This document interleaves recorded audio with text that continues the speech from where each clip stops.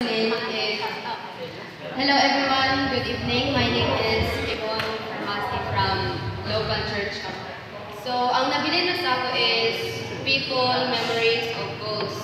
Ang people is mama. Kay si Jago Joy, maistoryahan tanan, mga crush, tanan, mga secrets, pati basta tanan. Tapos, siya po nag-link sa awa pagtuo kan God. And ikaduha, si Tita Shirley. Actually, grabe pa kamubo na time na ako na na-meet si Tita Shirley kay si Tita Shirley, isa sa leader sa Girl Scout.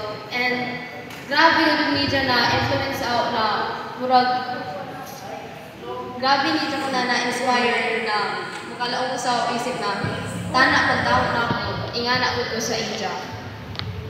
And memories is the night out with King. Ang night out na kay King, isa ni sila ka-amigo, cousin na ako. Cousins ako, amigo. Ang memorable din sa night out kay, grabe na pumatawa na ako, dali na masakit na umuso, so hindi kayo na ito makalimutan. And the other memory is watching the movie The Dictator.